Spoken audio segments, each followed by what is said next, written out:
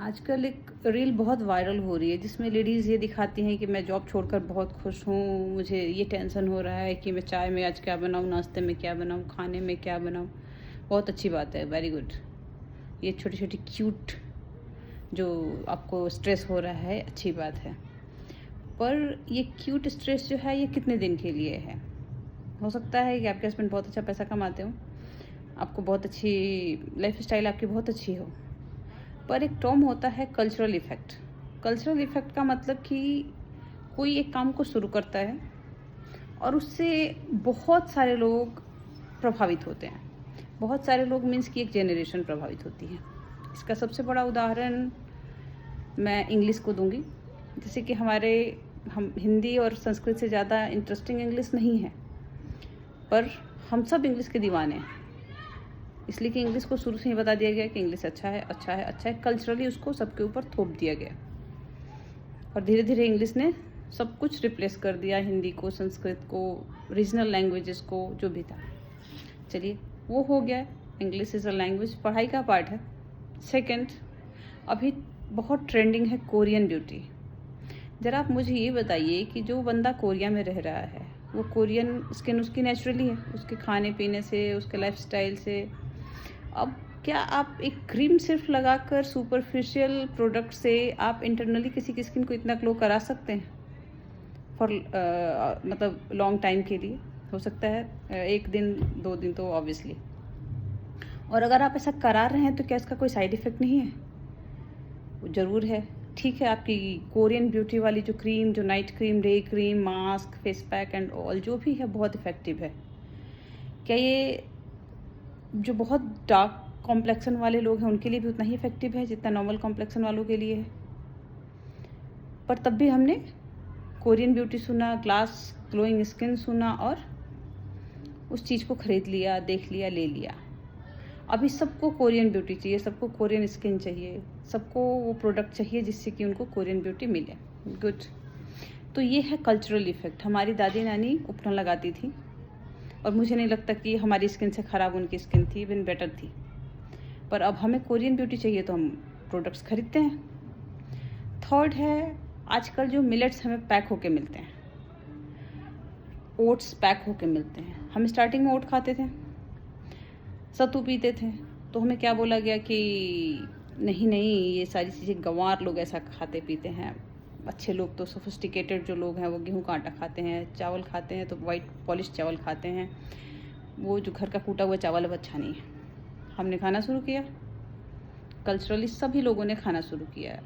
सरसों तेल छोड़ के रिफाइंड ऑयल यूज करना शुरू किया, डालडा छोड़ के रिफाइंड ऑयल यूज करना शुरू किया, घी खाना छोड़ दिया हमने और हम शुरू हो गए हैं रिफाइंड ऑयल के इस पे।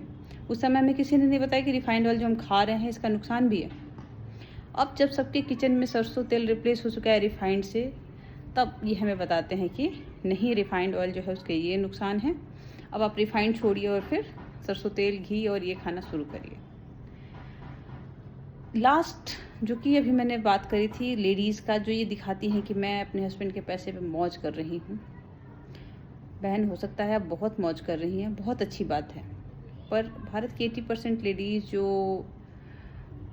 जिन्होंने देखा है सिर्फ अपनी मम्मियों को किचन में काम करते हुए, इवन आप भी, कोई भी अगर अपना जॉब छोड़ देता है, अपना काम छोड़ता है, खाना बनाना ही सिर्फ चूज़ करता है, तो फुल डे आप बनाते रहोगे, आपको कभी टाइम नहीं मिलेगा। आप ऑफिस जाके भी वही काम करते हो, घर आके नो डाउट कि आपको डबल काम करना पड़ता है।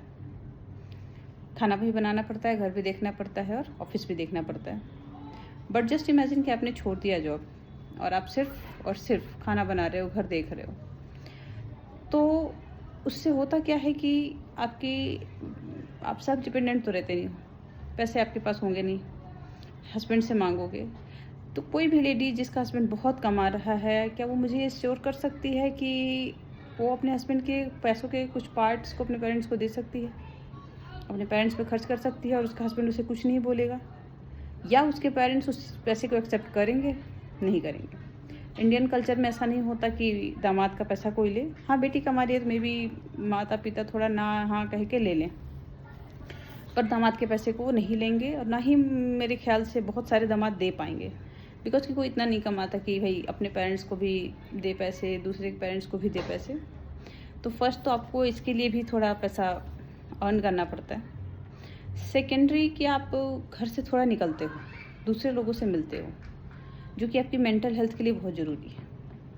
अगर आप दिन भर घर में रह के खाना बना रहे हो तो आप डेली मार्केटिंग के लिए नहीं जा सकते, डेली आप पार्टी नहीं कर सकते, आप एक टाइम के बाद उससे ऊब जाओगे। हाँ, अगर आप सेल्फ कुछ कर रहे हो, कुछ क्रिएटिव पेंटिंग कर रहे हो, ड्राइंग कर रहे हो, राइटिंग कर रहे हो, देन इट्स ओके कि आप जॉब छोड़ो और अपनी हॉबी पे ध्यान दो।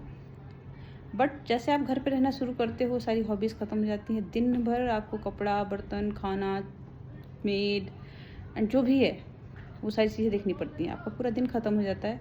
आप एक रूटीन में बन जाते हो कि हाँ, इस समय खाना बनाना है, इस समय नहाना है, धोना है, रेडी होना है, सोना है, उठना है, टीवी देखना है, जो भी बच्चे, हस्बैंड एंड ऑल। तो प्लीज़ आप इस बात को प्रमोट नहीं करें कि आप जो कर रही हैं जॉब छोड़ के अपने हस्बैंड के पैसे पे मौज, ये सब के लिए पहले तो पॉसिबल नहीं है। पॉसिबल है भी तो ये सोसाइटी के लिए अच्छा नहीं है। बहुत मुश्किल से लोगों ने जो लेडीज़ ने सेक्रीफाइसेस करी हैं और उनको कुछ चीज़ें, कुछ पावर मिली है, उसको आप ऐसे कल्चरली सब पे इफ़ेक्ट मत डालिए कि नहीं ये जो सबने किया वो तो बहुत गलत है, अभी जो मैं कर रही हूँ जॉब छोड़ के या अपना करियर छोड़ के वही बेटर है।